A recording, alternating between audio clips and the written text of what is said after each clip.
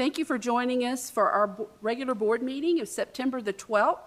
I'd like to call this meeting to order. And to begin the meeting, I need an approval of the agenda, please. So moved. Motion made by Mr. Guthrie. Do I have a second? Second by Ms. Wimberly. Any discussion?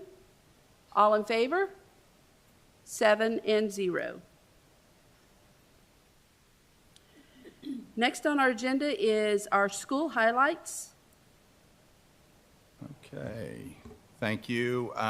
So we have received several awards for the Distinguished Arts Program, and including in those grant recipients were Austin Middle School, Ashley Ridge High School, DuBose Middle School, Fort Dorchester High School, Knightsville Elementary School, Span Elementary School, and Somerville High School.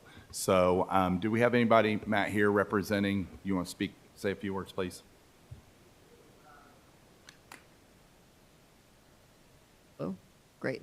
Yes, if the teachers could please join us up here. And as I share a little bit more, yes, so from Austin, we have Adam Weiner. From Span is Kelly Brosnan and Barbara Bassett. From DuBose is Christine Peters. Somerville High School is Tony Olson. Fort Dorchester High School is Kevin Morrissey and Stephanie Shank. Ashley Ridge High School is Allison Brower. And Knightsville is Allison Wisnant, and then April Cross. And they're part of teams that help to write those grants. And that was more than $86,000 from the state.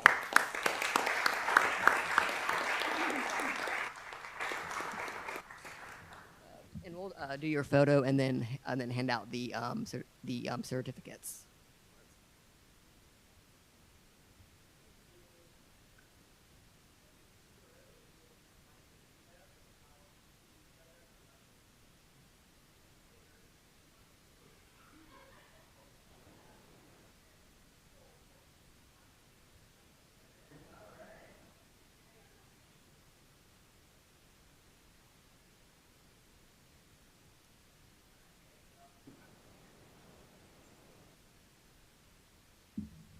Certificates, yes.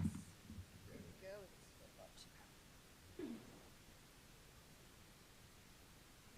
DuBose Middle School.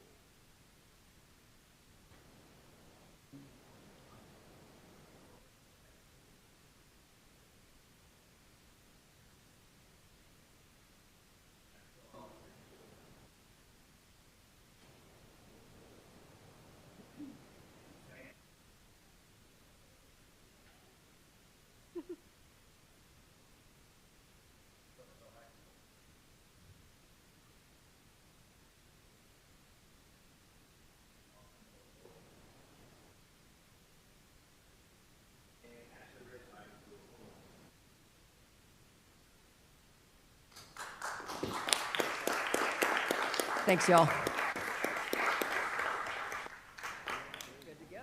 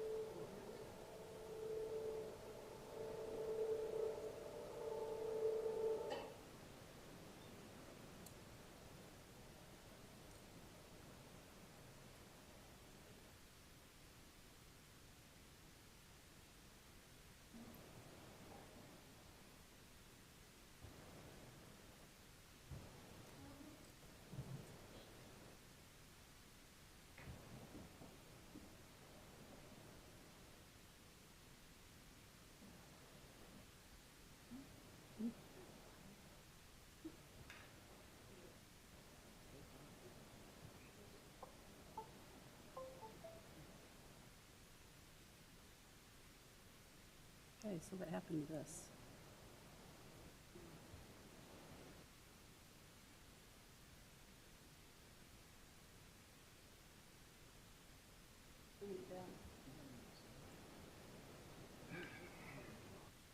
It's okay, it's all right.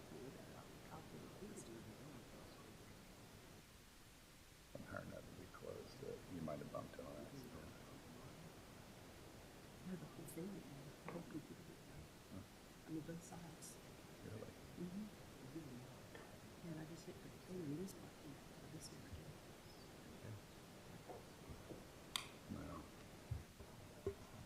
No. Okay, I think we're ready to get started again. Apologies for the technical difficulties. The next thing on our agenda is public comment on agenda items, and we have no public comments on agenda items. So we will move on to our board chair's report. And during this report, I'd just like to share the time with my fellow board members here that actually attended the school law conference, and just kind of go down and just have everyone that was there or whatever, if you had something specifically that you learned during the conference or that you found interesting, if you would just give us an update and just comment on that. So I guess we'll begin with Ms. Crosby.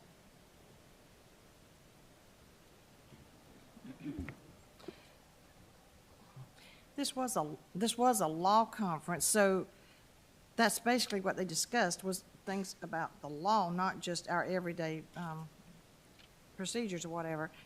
There were some interesting sessions that we went to, everything from, I don't know if I can I say transgender? We had transgender workshop. We had different workshops to be informative on what the new laws are. And there was some things that came out that, you know, we weren't aware of, but we are now. That's really the only, I'll stop there because there really wasn't that many other workshops other people can share. Okay, Mr. Guthrie? So I found really good value in kind of the content that was there. So they went over a lot of the recent court cases that are kind of affecting us now, and then they even gave us a preview of some of the ones that could be coming in the next year or so to look out for. So it was really good to stay on top of those and make sure. So yeah, it's something that's dynamic. It's always changing. So definitely something we always got to stay on top of. And I actually went back and read all the cases. I'm kind of the legal nerd that was able to get on top of that. So, and then also attended a session on executive session and one on kind of procedural about what to do when we respond to a lawsuit. So those are pretty good, valuable sessions. Okay, Ms. Robinson? Well, I enjoy it because it brings attorneys from all over the state together with district leaders and administrators, and we all kind of hear the same thing together, and we can kind of ask questions. And the workshops it was about transgenders, it was about the First Amendment, it was about disabilities. So there's current laws and there's laws that are going down the pipeline, and it's always good to be aware and to know as a local school district what we can do and kind of get ahead of it. So I appreciated that. Okay, Ms. Wimberly? Sure, I agree. There were some very informative sessions. I think it's nice because it's an opportunity. We talk so much about what's happening here locally, so this was a great opportunity to discuss things with people from across the state and laws that come from our state, as well as even looking at the national landscape, which I think is also very helpful because we're affected by all of that. So it's good information and a lot of good discussion, and I enjoyed it very much. Mr. Farnsworth? Thank you, Ms. Hughes. Yeah, definitely. And one thing, certainly, as always, I want to say thank you to the community and thank you for the district for allowing us the opportunity to go to those types of conferences. By far, the law conference, probably one of my favorites out of the conferences that we're able to get to attend. And for the same reasons everybody said, we get to see a lot of the legal pieces, not just locally, but from the state and from the nation. We can see the court cases, we see the Supreme Court cases that are happening, and just a lot of legislative changes and agendas and pieces that that are already here, as well as things that could be coming our way. So it's always good as board members to have that information and be ready for it. I do want to give a quick shout out. Christy Graham, our in-house attorney, actually led, she was part of one of the workshops at the conference that we all attended, and happy to support her. Did a phenomenal job. Again, just a great job. Not every district gets to send their in-house attorney to do those workshops, so we're very proud of being able to send Christy to that. So again, just thank you. Probably one of the most valuable conferences that we come away with as far as information goes. So thank you. Okay, thank you everyone for that, and if I said anything about the conference, I would just be repeating everything that was just said, but it's always a great conference, as Mr. Farnsworth said, as far as information getting and just finding out what's going on across South Carolina, so that whether we have that going on within our district or not, it actually just gives us some insight that if we do see things coming like that down the pipeline, we know how other people have handled it and what actions that maybe we should take to try to avoid that occurring within our district. So it is a very good conference. Also, I wanted to bring up to our board members about our Low Country Regional Advocacy Meeting, and that is going to be held on September 21st, and that is actually in Somerville. So I don't know how many we have registered to go to that, but if you're not registered for that, it would be a great idea to get registered for that so that we can go there. That is actually just something that's just a couple of hours long, and the SCSBA team comes to Somerville and brings forth information, again, that is going on within the state of South Carolina, and how we can avoid those things, and just another information gathering meeting. But the important thing is they're bringing this to us instead of us having to go to them. So it's a time for us to take advantage of getting a lot of information and the cost, because of not having to travel, a whole lot less expensive. So if you haven't signed up for that, please do so. Also, our Beyond the Basics workshop that is scheduled in Columbia on October the 13th. If you have not went out and researched that, you might want to do that as well. That is another really, really good workshop that is set up, and it's basically they talk about safety stuff. They talk about, it's just a variety of things that goes on in the Beyond the Basics. So you may want to look that out. And also with the risky business, same thing, October 26th through the 28th, and that is in Hilton Head. Please just go out to the website, the SCSBA website, and take a look at the agendas, and make sure that you let Ms. Smith know if you're interested in going so that she can get you signed up for those. I can't hear you. This Wednesday. No, that's next week. That's on the 21st. That's the regional meeting. Yeah, no, that's on the 21st in Somerville. So, okay, we're going to move next on the agenda is our superintendent's report. Dr. Robbins. Hey, good evening, everybody. Hope you had a great Monday. Nice weekend. I don't know about you, but I'm tired of the rain. Sure does rain a lot in the Low Country. So, no, I want to start out with a logistics update for y'all. The first thing is the attendance, or our ADM, after 3 full weeks of school. We are now back up to basically pre-pandemic levels.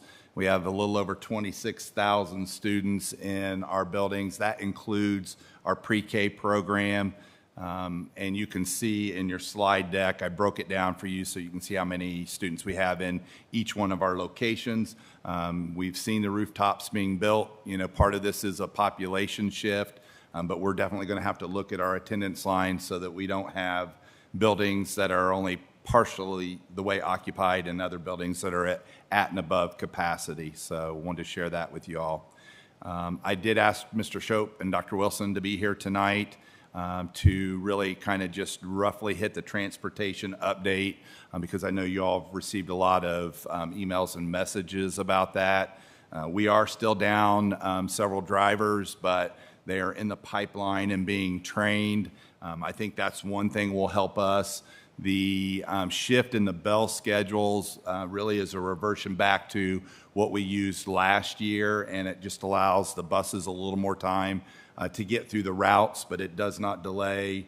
Really, it was designed so that we could maximize instructional time, but it doesn't reduce the amount of time students have access to lunch or in their classes, and that's the reason why we did that in this short term. I will tell you, I've had a lot of conversations with Dr. Wilson and Mr. Doherty on this, and we think a big part of this is our software that we're using. There is a state transition to the software, which will help us maximize our routing mechanisms. We're going to try to fast forward that a little bit, but there's a lot of work that goes into that whole piece, and it doesn't happen just with, clicking a button. When you consider we're probably transporting over 13, 14, maybe 15,000 students in our district. So it makes it very difficult and challenging, and there's a lot of front-end legwork that takes place. So I'm going to pause there because they are here tonight and probably could be a little more eloquent about, what it is we're doing and how we're trying to accomplish it. It is getting a little bit better. I think today, in terms of times, was definitely an improvement. But gentlemen, if you want to add to what I've shared, it'd be great.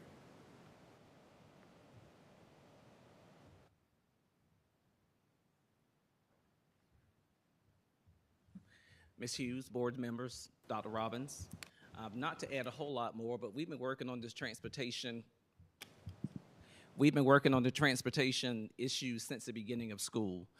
Part of it, of course, is the staffing issue, and prior, when we started working on this in the spring, we had sufficient staff to be able to run the routes. But right before the start of school, we lost 10 drivers to begin with. And so even as of today, we're 12 drivers short, plus as of today, I think we had 13 out for illness and other reasons. And so all of this compounds the situation overall. And so we continue to work on avenues to try to improve the situation, and we're working with our schools, working, of course, with the transportation department. We're looking at routes, making adjustments in the routes, also looking at ways to bring in additional drivers. And I'm sure Mr. Schultz will probably add some information as far as what we have in the pipeline up and coming. But I think over the next couple of weeks, we will see improvements continue as we continue to make improvements within the organization overall. In terms of the people that are in training, what they've got to do for training, if I build a bus driver from the ground up, they've got to go through an academic class put on by the State Department of Education, required, and then they have to get a learner's permit, which requires a series of 4 academic tests at the Department of Motor Vehicles. And that's kind of the long pole in the tent for us, because we get them through the academic class, we get lots of candidates, and then we can't get them to finish and get that learner's permit. Once you get the learner's permit, it's a 2-week minimum before you can test on a CDL, a DMV CDL exam.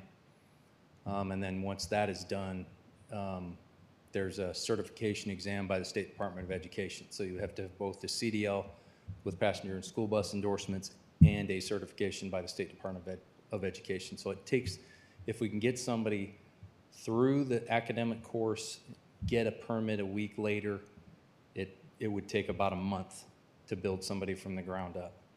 The good news is we get a lot of people that want to come back to us. So I've got one that's going to start tomorrow morning that came back from one of the other school districts in the area because thought it might be better over here again.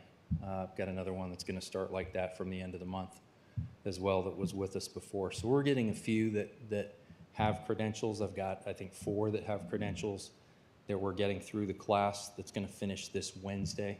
And then we've got to put them in the seat for a few hours, and we think we can get them running by Monday morning. So that'll definitely help us. We weren't all the way 25 drivers short today. We do have a group of part-timers who sometimes drive for us in the morning, sometimes in the afternoon, and we're able to put that puzzle together, but we're having to do that every day to try to get this covered. But right now it's about 20 people that are in the pipeline in various stages. Some have just completed the academics and we're waiting on them to finish getting their permits, which is really on them, and we sort of lose control we do have an initiative to try to drive them over to the DMV after they finish up. They have to, the people that have to go to the DMV have to do one more day on Thursdays. So after that day, we'd like to try to drive them over on Fridays to see if we can't get them to take the test while it's fresh. But that's not always working out because these people have other jobs. And then trying to get them finished, like I said, that's the hard part. So we probably have about 15 of those people. About 4 of them have their permits. So we're working on them, and we think we'll have them done within a couple of weeks here for driving. But the rest, we're kind of waiting on them to get that permit. And we're trying to, recruit as much as we can. Indeed has worked out well for us and gotten us several candidates, which was something that we hadn't done in the past. So we're going to continue to use that. Also for monitors, for bus monitors, because we advertise that if you're going to get special ed transportation in DD2, that you get an aide on the bus for those students, and so that's important to have that. We were missing 4 of those monitors today too. So actually in one instance pulled a bus driver to help monitor on a bus because that's what we had to do. But we made it work for the most part. Still like to see much better in the afternoon. It was much better this morning. I think we had 3 total that were, I think 2 and 3 minutes late. 1 at Fort, 2 at Somerville. All the middle schools were there on time, and Ashley Ridge was good. And then Ashley Ridge said they were the best they'd been in the afternoon, which is kind of amazing to me, given that so many people were out. But we did get them off campus by about 4:35. And then 4:45 for Fort, and it was about 4:55 at Somerville, just with some double blacks and such. Yes, ma'am. Mr. Shute, the monitors do not have to be CDL drivers. No. They don't have to have. No. And does there have to be a monitor on every bus or just a special ed bus? Every special needs bus. Okay, not every bus. Not every bus, no, ma'am. Okay, thank you. May I ask you a quick question? I know it's a nationwide problem if you watch the news about the shortage of bus drivers. And I know y'all are working behind the scenes real hard because we get updates and everything. I appreciate that, just me speaking. But you were saying that they kind of fall away waiting for the permit. Do they tell you why they're dropping out, or do they just not show up again? A lot of it is, that's the part that you are responsible for your own credentials. So you've got to take the initiative to finish that. We put you through a class that trains you for it, but you've got to physically go to the DMV and get it done. And so a lot of them, they'll procrastinate a little bit or whatever, and then it's difficult to get through 100 questions or whatever it is at the DMV successfully. And we've got some that have 2 of the 4 tests, successfully completed and that kind of thing. But other ones, like I said, have other jobs. Well, how many hours do they practice, or do you have them drive before you feel comfortable for them to drive our children? It's a little bit subjective by the instructor, but generally it's about 20 hours behind the wheel before we think they're ready to do the CDL exam. And then we have our own set of CDL examiners sanctioned as third-party testers by the DMV. That's good. Any questions? So we pay for them to process and get the training? Are we paying for them to do that? Is that? While they are in the class and while they are behind the wheel. So that they are reimbursed for that time? Yes. And then, but there's no requirement for how long they have to stay on once they've completed? Not really formally, but what we started at when we started in 2015, we weren't paying them hourly, and we had a stipend that we would pay them at the end so that they didn't just go through 4 weeks and nothing. It wasn't very big, but we did have them sign for that, and then the understanding was that if you didn't stay with us through the rest of the year, that we would recoup the training cost, which it cost us about $1,000 to train a bus driver, so we'd recoup that, basically withhold it from the. So, because it sounds like the issue I mean, retention is a major issue as well. Yes. And are we losing them to other districts mainly? We lost about a half a dozen to go to what they thought were greener pastures, and some of them are wanting to come back to us. Is there any incentive for them staying for like a year commitment, a 2-year commitment, a 3-year commitment? Only the promise of a year's step increase, Right. as long as they drive the requisite number of days. Okay. Thank you. Any other Yeah, questions? I think the question there, we don't want to train them just they to go to lose somebody them to else. Charleston County or wherever else they're going. So whatever we can look at there, it sounds like Sure. maybe we just look at some stuff. I just want to say, I am fairly impressed, Mr. Shope, the entire team there. I've never had an issue when I get an email and I send it to you guys. Everything is answered, and it's answered pretty quickly. So again, I'm just very impressed. I did want to point out, I think we set up, at least I wasn't aware of it, this is a fairly new email address if folks do have issues, the Yes. bus transportation. So for everybody listening and here, bus transportation, all one word, bus transportation at dorchester2.k12.sc.us. So make sure that we're using that. And then I was going to ask if, with all the issues with transportation, it sounds like we're making really good strides. But if Dr. Robbins or the board, if we could wave a magic wand to make something better for you right now, is there anything that you need in your toolkit that we could help you with? Really, other than the bus driver tree growing faster and shaking it really hard. I mean, Driver tree.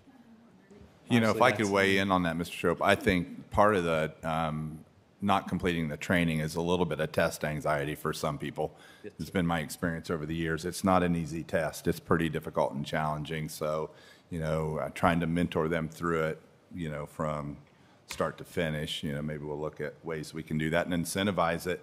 But to your point, Mr. Emberley, with a concession of you owe us X amount of time if we do that. So we'll brainstorm some ideas for the board.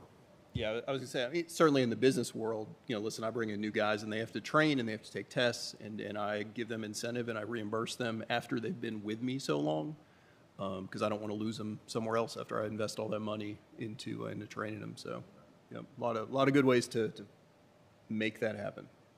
Thank you. Okay, any other questions or comments? No. Ms. Crosby, do you have anything? Nope. Okay. Dr. Robbins, if I may. I just want to make sure that the parents understand that we've heard everything that you've said, and we are definitely working on that. And so we want to thank you for your cooperation and your flexibility as we work through this process. The next thing I have tonight, and if I could get some assistance maybe from Ms. Ratcliffe and even Dr. Wilson, there's been, I know, some emails about the use of lockers at the middle school and the high school. I've tried to brief the board on kind of what the historical is on that. And I know that there has been an effort for the last several years to move away from lockers in those two levels to try to increase the amount of instructional time. East Edisto Middle School, my understanding, was designed without lockers completely. DuBose has had their lockers removed, I believe, and so that is kind of the path the district has chosen to go down because of lack of use of lockers in those facilities. I did talk to the team about that on, the possibilities of concessions if students were bringing extra stuff in their backpacks that they need to leave in homeroom classrooms and stuff like that, and I do believe that that's something the principals are prepared to do and support. So I do have them here. I'm happy to try to answer any more clarifying questions on that, but it's not a new thing. It's something that we've been working on for several years. Any questions or comments for Dr. Robbins? Nope. Okay. Okay, so couple of what I feel like are some good things I wanted to share with you. We have, with the increase in our community, We have an increased need for the extended day program. I try to just, take this from a problem-solving, 4-step process. What's the problem? How can we reframe the problem? What are some possible solutions? And what would be a course of action? And so right now, we have over 1,400 students in our extended day program with over 400 on a wait list. In 2019, the employee costs started to increase significantly, but when we did a comparison, it's still well below the surrounding districts.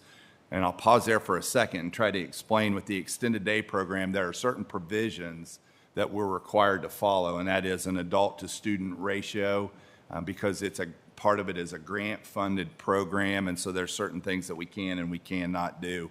So when we reframe the problem, we look at what can we do? How can we reduce the wait list and increase the number of full paying attendees to make sure that the program is sustainable? And how can we reduce costs to our Dorchester employees and provide that as a perk or an incentive for them in the process? So what I come up with is, in working with our team, we can do this by creating and separating the employees that are participating in this program out of the extended day program. And there's about 200, I'm just going to ballpark it, around 280 employees, students that are in the program. What that does is that frees up 280 slots for full paying people to then participate in the program. We could then create our own extended day program for our employees, again, as a perk, because their needs are a lot different than what a lot of our community needs are. It's a short time frame from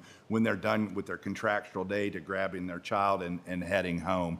And so I like to brand things, came up with kind of a neat course of action, and I've brainstormed it with our team, but the creation of a Dorchester 2 LEAP after-school program. So if you go to the next slide, it's basically learn, engage, act, and progress for our students that have to stay and wait on working parents in the school district so that they have some functional and relevant activities. And again, that's 280 plus, students that are participating in the program that we could pluck out, because the resource needs are much more restrictive in terms of what they would need. Thanks to Mr. Farnsworth introducing me to the executive director of the YMCA, we had early conversations. I want to sit down and meet with him and see how they could support our initiative for our students, and we can partner together to do this and provide this program for our employees. So if you go to the next slide, 280 doesn't make sense to have a program at every single location. And you can see on that slide the number of participants that are employee participants at each one of these locations. So and again, this is just an early kind of look at this, but to break it down into 6 different regions that would require 4 activity buses where we would try to consolidate our efforts. For example, if you look at Sires, we only have 9 students that are participating. Knightsville, we have 6 students that are participating. And so trying to economize our efforts to bring these kids together so that they could have, 1, meaningful activities, but 2, so that we could financially make this feasible, to provide this as an opportunity for our employees. And I try to do it geographically based on where these elementary schools are. I will tell you, if you look down at like Sand Hill Elementary and Beach Hill Elementary, they have so many students of employees that are participating in the program, there would be no need to try to put them on an activity bus and transport them. So those would be standalone, separate programs at those sites. Have talked to Tina about the possibility of purchasing activity buses that we would wrap specifically for these programs. And then additionally, we could use them in the elementaries for other activities or needs that they may have, but they would be designed to allow us to provide this service to our student or to our employees. So, questions? When can you implement this? Usually, I try to go incredibly fast. We're going to have to buy, the activity buses, and I've got to work with the YMCA to work out some of the logistics and find people who would supervise the program. One of the things I talked to him about at the football game the other night was the possibility of using our tech cadets. You know, it could be a part of their pathway and an opportunity for them to earn a little bit of extra money as well. Right now, I think to make sure that all of our I's are dotted and T's are crossed, a benchmark would be to start the new year, so January. I think we could have everything in place and lined up and be able to do that. So, Ms. Wimberly, do you have a question? So what would the partnership with the Y entail? How would that, they would be the adult supervising? Yes, ma'am. Yeah, they would be the adult supervision, and obviously there would be a cost, you know, associated with it. My best guess estimate, though, is when you pull out 280 students who are paying a much reduced rate, you put in 280 at a full rate, we would be able to offset that cost a little bit for managing the program for the employees. And again, you know, this is a benefit to them that we're trying to add, and I think it's, you know, a low cost when you look at it that way overall in the big picture. And then, so they would still be at the schools, but it would just be grouped at a certain school. So like Yeah. for Region 1, you would pick one of those 4 schools where, I gotcha. Yeah. Okay. But it would still be, all of them would be on site in one of our schools. Yes, ma'am. Okay. Yep. Any other Is questions? there a possibility, just thinking out, because I think a lot of teachers would probably take advantage of it, because it's certainly a great perk that we could offer. Is there a possibility that 280 number could jump up a good bit? Yes, sir. Yeah, and you know, so this would be probably I don't want to say a moving target, but we may add a site. You know, that may be a possibility to do that if that number starts to increase. And, you know, I'll be honest, I hope it does jump. You know, it would be an opportunity for them to save money versus, you know, paying for after-school care, you know, while they're finishing their contractual day. Yeah, absolutely. And my kids, of course, went through extended day, Jessica teaching, and so I know it is absolutely a value. And I think, again, we talk a lot about it, and educators and how do we keep them happy and retain and attract and all that sort of stuff. And this is one of the pieces to the puzzle. So I think this and the next piece you've got, good stuff. Thank you.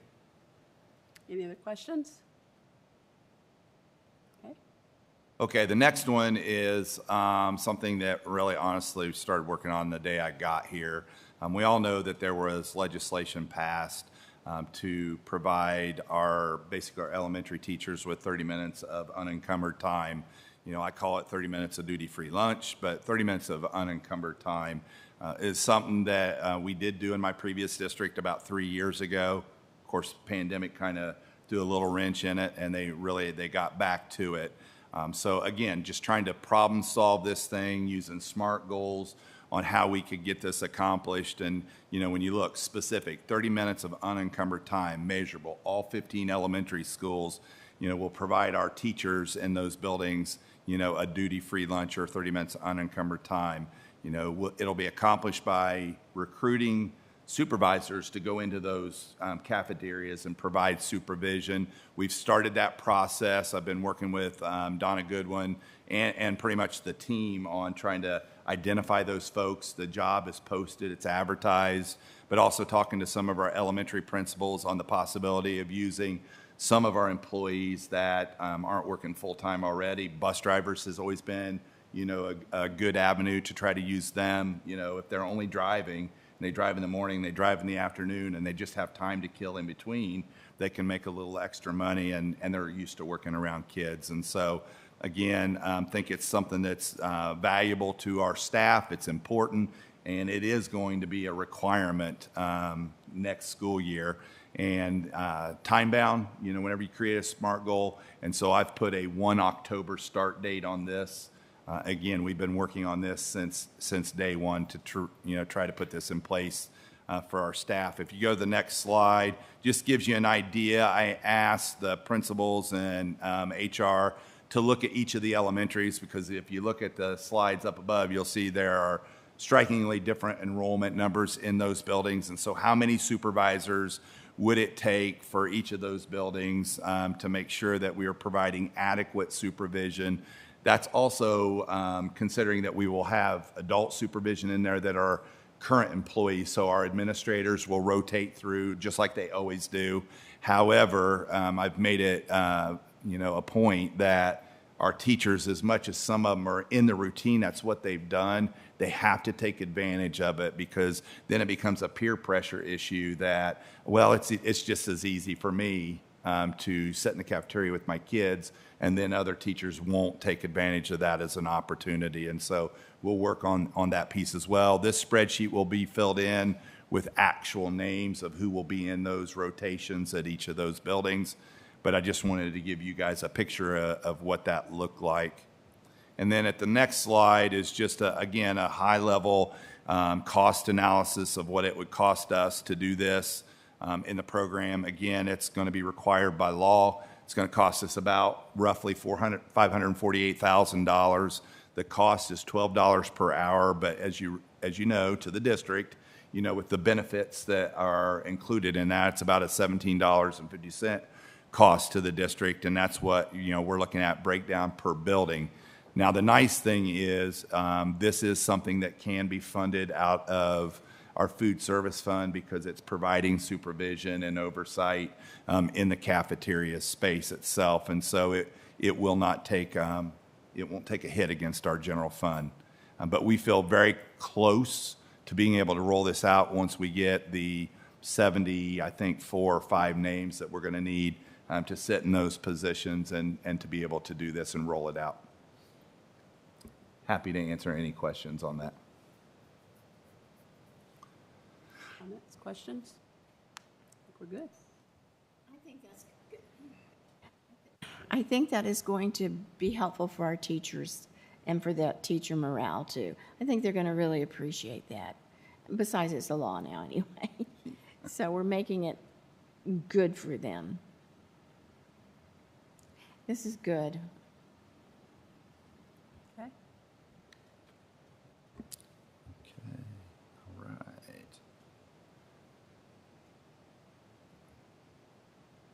There we go. All right, this next one is a governor's proclamation, basically for adult education and family literacy. And if the board would be so kind as to go down in the front, and Ms. Cottle and who else is here with you? Mona? Okay, would you guys come forward? And I'm going to read this proclamation. Okay. Thanks for being here tonight, ladies. Appreciate it. So National Adult Education and Family Literacy Week is September 18th through the 24th of 2022. Whereas more than 51.4 million Americans can't read or write at the most basic level, while 75.1 million lack basic math skills as well as the credentials and skills necessary to succeed in post-secondary education. And whereas every year 1 in 3 young adults drop out of high school, and whereas American Action Forum estimates that America is short an estimated 7.5 million private sector workers across all skill levels, and whereas adult education programs contribute to solving these challenges by helping Americans move along the continuum in their educational journey to achieve basic skills and get prepared for career and college, and whereas adult education programs in high schools and adult schools, community colleges, and community centers offer low-cost, high-value programs that upgrade the skill set of our citizens, and whereas adult education and family literacy programs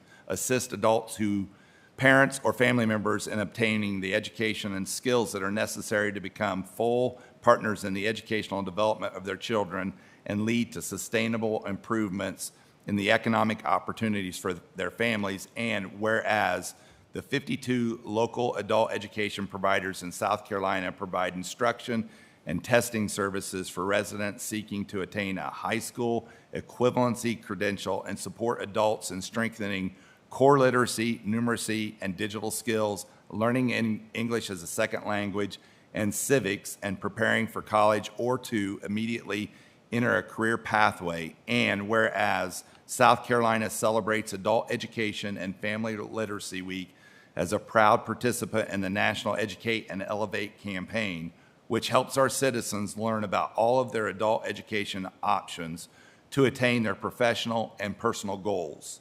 And whereas in the Palmetto State, an estimated 796,387 citizens age 16 to 74 are below the literacy level, and an estimated 469,729 South Carolinians over the age of 25 do not have a high school diploma or equivalent. And whereas in 2021-22, South Carolina adult education programs served 18,995 adult learners, with 1,758 earning a high school equivalency diploma or GED, and 676 earning a high school diploma. Whereas in 2021-22, the Dorchester County Adult Education Program served 288 adult learners, with 63 earning a high school equivalency diploma or GED, and 7 earning a high school diploma. Therefore, I'm going to say your name. I, Gail Hughes, Chair of the Board of School Trustees of Dorchester School District 2, located in Summerville, South Carolina, do hereby proclaim September 18th through 24th, 2022 as Adult Education and Family Literacy Week.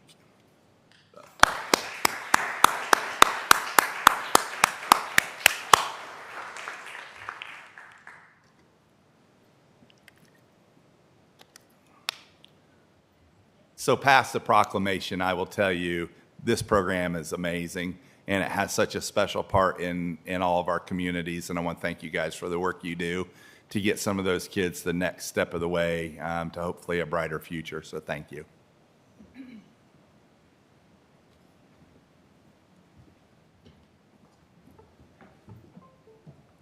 That's a mouthful. You did good. Oh, no, gosh.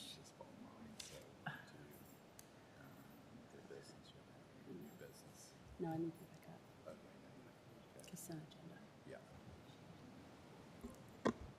Okay, before we move forward, I would just like to say, Dr. Robbins, all of the stuff that you've presented tonight under the superintendent's report is just, it's great news. It's all things that we have all talked about over the years that we knew or we felt needed to be implemented, and it's just all good things. And now we know why you were our choice of choices, but we appreciate you doing this and getting right on this, because these are all concerns that we had when we spoke with you, even as early as interview process. So, and as you can see, he jumped right in and started making these moves and making these changes, and lots of good things coming out for all of our people, and we really appreciate it. And like I said, we know why you were the selection, and we appreciate you and everything that you're doing for our people. So thank you. Ashley's got something. Ashley? Sorry, can we go back to the locker thing? Because I know you asked us then if we have a question, but I have a question. Sorry. Could we just talk a little bit about the advantages to not having the lockers? Just kind of to recap, even for me, why, I mean, obviously we moved away from them during the pandemic, you know, that I understand, but why we chose not to go back, and also now we're removing them and building schools without them. Can we just maybe give some sorry. So sorry, Ms. Ratcliffe. That predates Dr. Robbins. I'm going to have to ask you to come up, and maybe you can answer. Well, I know there are legitimate reasons why, but just as a recap, kind of what we found, why it was helpful to not have them. Well, I think one of the obvious reasons for us within the last 2 years is the fact going to the one-to-one initiative. A lot of the textbooks are now online, and as the weeks go, they're getting more and more textbooks online, so they don't have to carry them, and therefore we could pull the lockers back. Also, another issue is safety. They don't have an open access to store contraband, so that helps as well. And again, we saw such a decrease in the amount of usage in our lockers because kids put everything in their backpack, and The one thing that we did say with our middle school principals is they've been working with their sixth graders, getting used to not having to carry everything with you. You know, we've got class sets of books that we utilize, of course, the one-to-one, and trying to get them not to bring so much stuff to school every day. So again, that's where the team, the secondary team, really looked at trying to do away with the lockers. And the loss of instructional time was important as well, because kids, no matter what, will congregate in a locker space and chat and move a little slower than we like them to get to class. No, that all makes great sense. And then you also said that for some students, there might be a way to possibly work with like their homeroom teachers. Absolutely. To leave Those items. that have practices after Yes, school, that's a big they thing. drop their backpacks off in their last period class. Okay, perfect. Great. Thank you for the Thank you. information. It's very helpful. And I'll just tag on quickly. Certainly, I think there are some issues there. I think they're probably more one-off issues than I've not seen hundreds of issues with the lockers. We had it, listen, when Blake, I think it was 7th grade, and the nurse literally called us into her office, and she was like, his backpack is too heavy. We're like, oh, and here I am. You just, you feel horrible. And so I do think there's some issues. I would say for those parents, and Dr. Robbins, correct me if I'm wrong, would there be any administrator or any teacher out there that would not be willing to work with those parents in those cases to help fix those issues pretty quickly? Definitely. Okay, so they really need to work with the individual schools, it sounds like. Yeah. Okay. Thank you. Okay, does anyone have any other questions or comments? Okay, so before we move on to the next thing on the agenda, I kind of messed up a little bit here. So if we could go back up to the approval of, where I said the approval of the agenda, should have been the approval of the consent agenda, which also included our meeting minutes from our previous meeting. So I just wanted to make sure that we went back and just approved those meeting minutes at this time from here on out.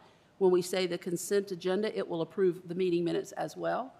But I just want to make sure we get that record down in our meeting minutes for this meeting that we've done that. So if I can get a motion to approve the meeting minutes of, oh gosh, August the 22nd. Thank you.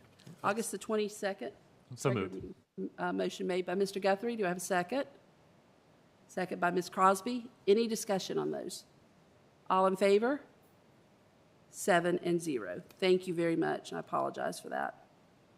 Okay, so the next on the agenda is old business, and we have no old business. So next would be our new business, and that would be our board policies for our first reading, and I'm going to turn that over to our policy chairman, Mr. Farnsworth.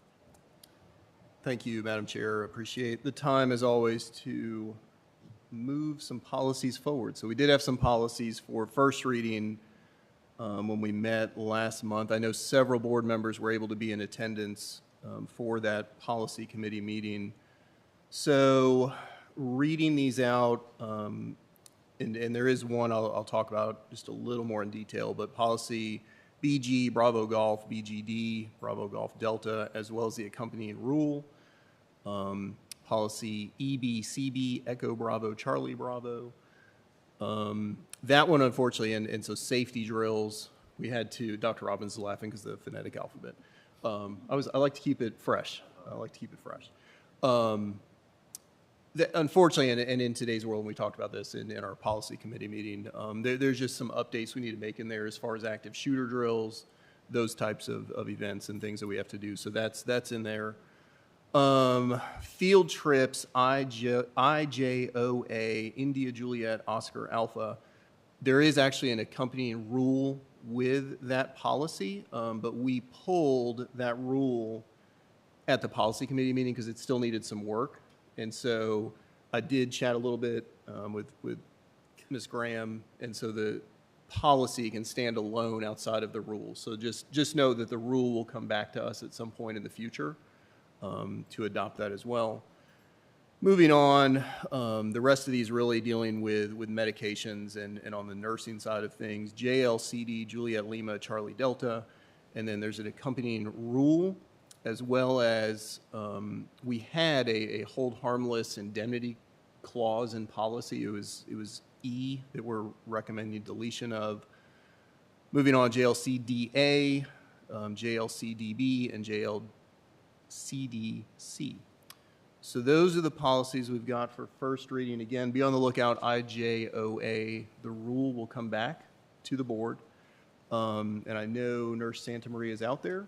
So if anybody has any questions, because the majority, again, dealing with medications and that sort of thing.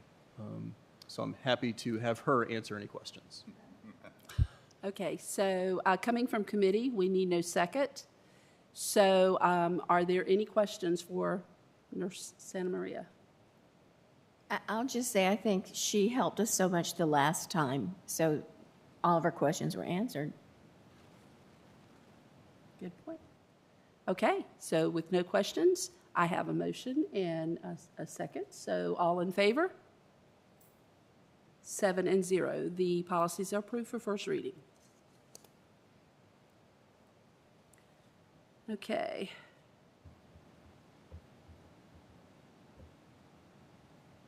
Now, next up is our public comments. And these are just normal public comments, not public comments on agenda items. And just to go over the policy, 3 minutes per person at the end of each board meeting will be devoted to input from citizens on items within the scope of the board's duties. Comments must be on items within the scope of the school board's duties. Speakers are required to complete a sign-in card 5 minutes prior to the beginning of the board meeting. Speakers will be recognized by the chairman to speak for no longer than 3 minutes per speaker. The board has set aside 20 total minutes for public comments. The total length of time allowed for public comment may be expanded at the direction of the board chairman as the circumstances warrant. So saying that, our first person up to speak is Philip Hall.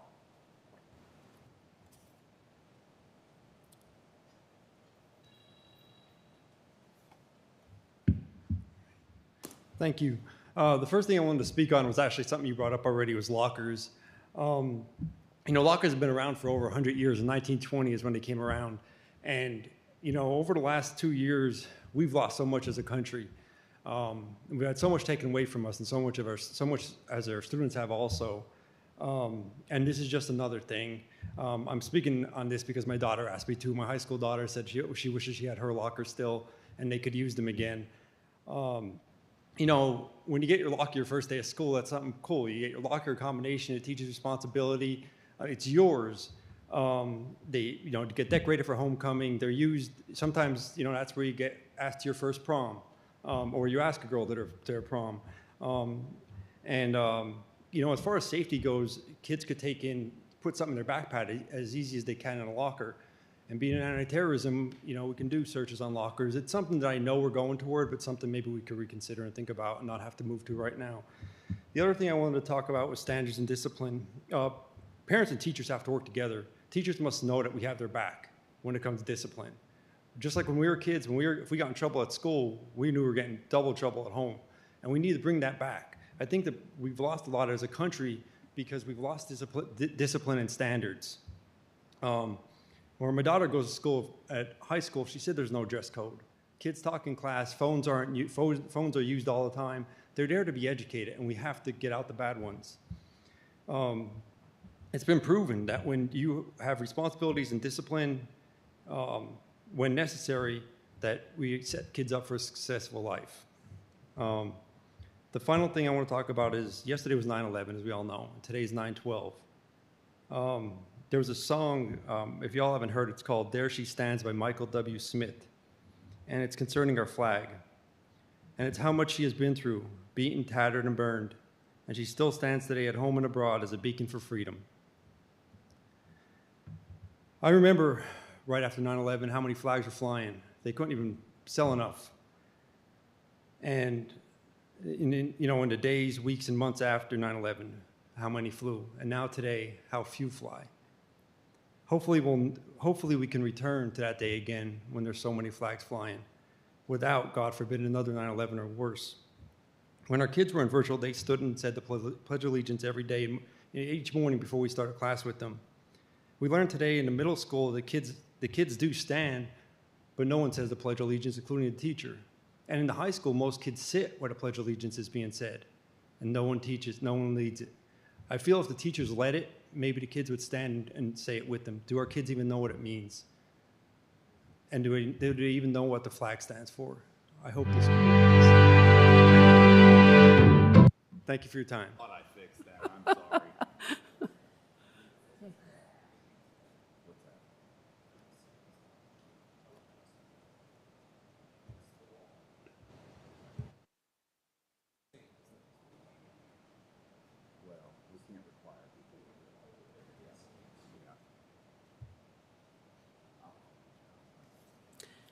Okay, thank you, Mr. Hall. Next up is Linda Douglas.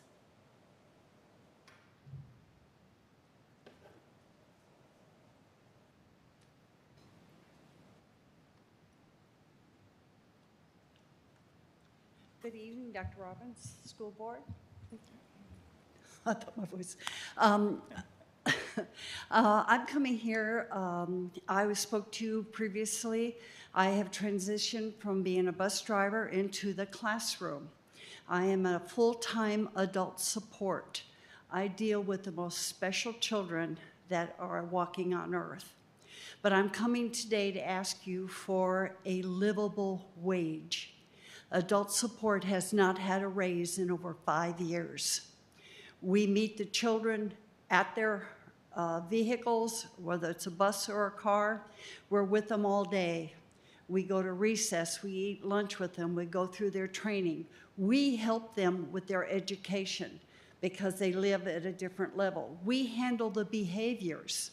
We get bitten, as I was today. Our hair gets pulled. We get kicked, we get spit on. But you know what? We come back every day because we love those children. There's something special about them, and we feel a need. We feel that we need more than $75 a day. We handle all of this. We still have to go through training. We have to stay first aid and all this certified. We have to know how to handle these behaviors.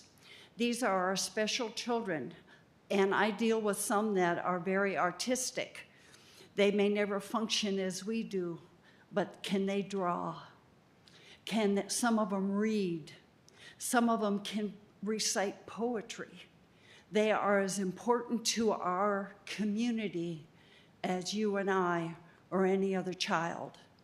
And right now, we need adult supports. These children need to know that somebody is there for them, being special for them because they are exceptional. They look for us for guidance. They look for us for reassurance. I love my job. I like my job, but I love these kids, and I call them my kids. And I just wish that you would just realize how important we are. We help our gen ed teachers so that they can not only teach the general education, but that we also have learned that the gen ed children also want to be a part of these special needs children's lives. They want that peer training, and they seek it out. And we are the ones that help bring them together. But please do consider giving us a livable wage. Thank you.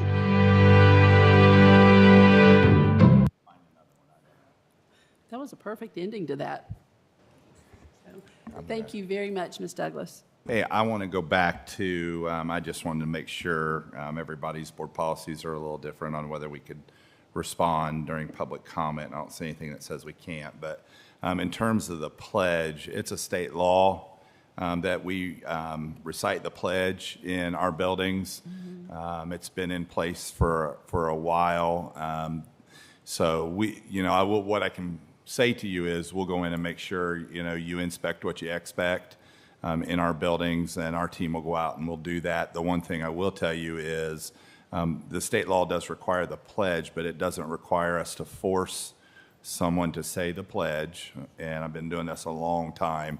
But what it doesn't allow someone to do is to not say the pledge in protest, to infringe on somebody else's rights who is saying it in the classrooms. And so owe you some follow-up on that. We do have 26, 27 locations, but we'll put it out to our administrative team too to make sure we're following our own state laws.